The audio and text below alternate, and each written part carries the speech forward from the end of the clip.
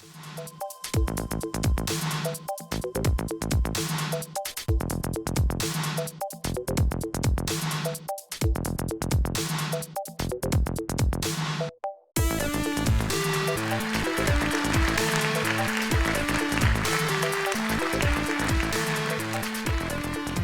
name's Dan Thompson. I'm not anybody exceptional.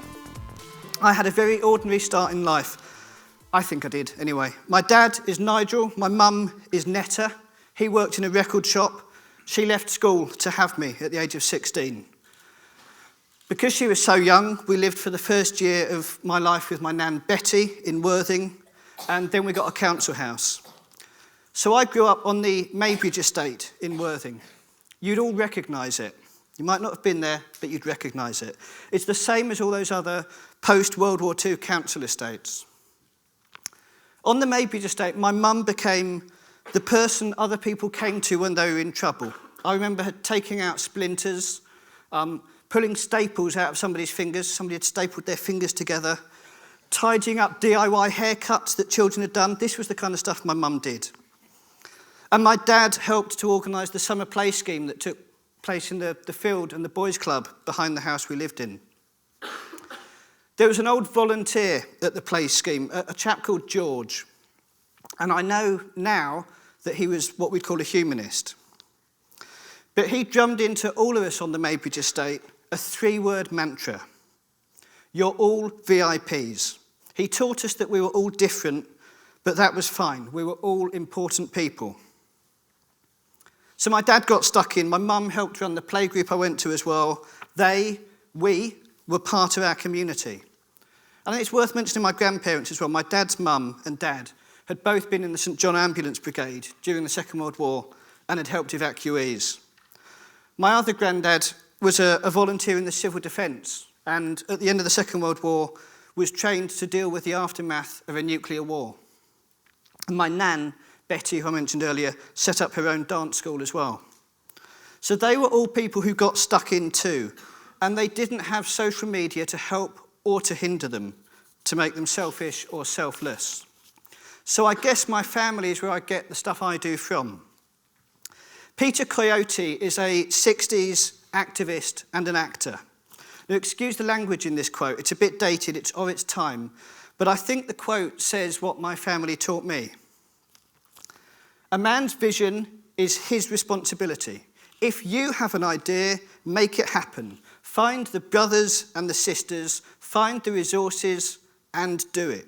Your personal autonomy and power expose the shallowness of endless theorizing and debate. Visions become real by being acted out, and once real, serve as endless inspiration and free food for the public imagination. So my dad left the shop and he trained to be a teacher. My mum left and my dad brought us up alone. But it was a really happy childhood. Unexceptional. Second-hand bikes, Star Wars toys, Blue Peter appeals, all of that stuff. We've got the Gulbenkian here, but my local theatre was a place called the Connaught. And the Connaught had a youth theatre, a youth dance company, and they had the first youth technical crew in the country. So at the age of 13, I started working backstage at our local theatre. I'd found a way into the arts. A kid from a council estate had found a way into the arts, and I'm still there now. By the time I joined the Connaught, I'd learned that ordinary people help to make things happen, I guess. The Connaught taught me that together, through collaboration, you could make so much more happen. And that's what I still do today as a social artist. I bring people together and I try to make a little bit of magic happen. So what does that mean? Well, I've just spent a year in Stoke-on-Trent. I've written a book which is the complete history of Stoke-on-Trent from the Ice Age to 30 years in the future, told entirely through stories that I collected on one road in Stoke from local people.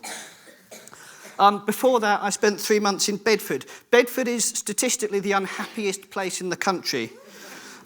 So I spent a few months there working with local people to find out what made them happy and then created a day-long event to celebrate that happiness. That's the kind of thing I do.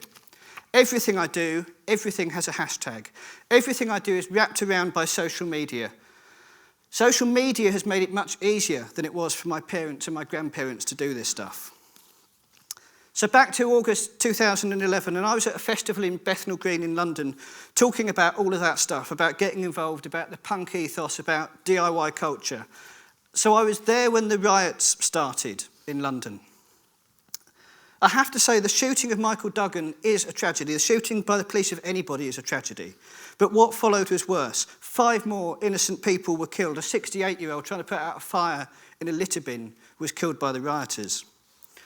400 people lost their homes, and small shops were being smashed open and looted as well. So at 12 minutes past 10, on the Monday, the 3rd day of the riots, I sent a single tweet. I had a few thousand followers, and I said to them, tomorrow we need to work out how to help independent retailers who've had their businesses destroyed in all of this. So I asked people to get a broom, black sacks, help their local shop clean up, help one shop. And I aimed to get 50 people. I thought with a few thousand followers, 50 was a realistic number, and I was going to jump on a train and go up and join in with them. A few hours later, somebody added a hashtag, riotcleanup, to what I was doing.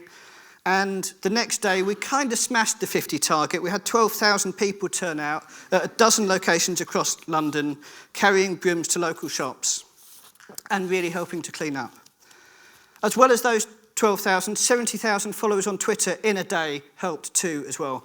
People did as little or as much as they could.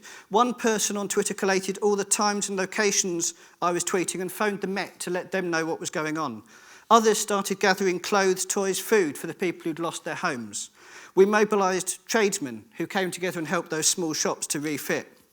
Number 10 called during all of this, very surreal, and said they'd help if I needed it, that they'd move people out the way if we needed to get to anywhere. That wasn't the strangest phone call of the day, though. It seems like that's an odd one, sitting in Worthing, tweeting about this stuff, and you get a phone call from number 10.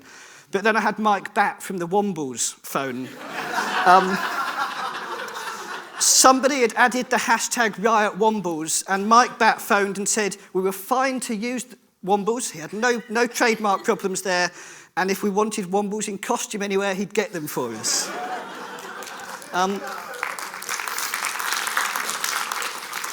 During the course of all this, I did about 45 media interviews. I started at 6 a.m, ended late in the evening when I was on Australian breakfast news, and I had bits of paper scribbled down telling me what the time zone was where I was talking so I could work out what I was saying. And the next day, for the first time, I got to go to number 10. The number of people signing up to use Twitter increased on the day of riot cleanup. Twitter have said that it's a key moment in their UK growth, this moment when more people used it, because Twitter had a purpose. It stopped being about what you're having for breakfast, it stopped being about mild celebrities and became something that had a function. And we made a difference, we helped people. Lots of small acts of kindness, lots of little acts of generosity, lots of people giving a little bit of time did something big. And not entirely selflessly, by the way. Doing good things, small or big, is a buzz. It's satisfying. You get something out of it yourself as well. It's also worth saying that riot cleanup wasn't anti-riot, anti-protest. It was pro-community. There's a difference. England riots. England has always rioted. It has a history of legitimate rebellion, revolt, rough protest. In 1381, the peasants rose up, murdered tax collectors and bishops, marched from Kent to London and looted palaces. In 1649, Gerard Winstanley led people unable to pay high rents to landlords, and the rebellion took over wastelands and built their own self-sufficient communities. In 1782, workers marched into Birmingham, calling for regulation of food prices, which were on the rise. In 1812, the Luddites, we've heard them mentioned already, the Luddites rose up against unemployment, fought the owners of businesses who were making profits while workers starved. In 1842, the pottery riots back in Stoke started a wave of protest that swept across the country and contributed to the rise of trade unions. And on and on and on. Chartists and CND, suffragettes, the Skeleton Army, poll tax riots, anti-Nazi protests, Boudica burning down Colchester. And imagine if all of those things had had social media, the tools we had. Imagine Boudica with a Twitter account. Protest and riot are as English as cups of tea and fish and chips and the royal family and St George. Tea's Indian, fish and chips are Portuguese, the royal family's German, St George is from the Lebanon. We live in really fortunate times. Social media makes it easier than ever to organise without us needing to make organisations. Clay Shirky has written and spoken about the idea of organising without organisations, and that's the difference we have now. You can use social media to find your tribe, to find the people who think like you, act like you, to get enough people together to do the thing you want to do. Whether that's protest or clean up, to be selfish or selfless, social media lets us do all of those things. It's an incredible tool. We just have to learn how to use it. Thank you.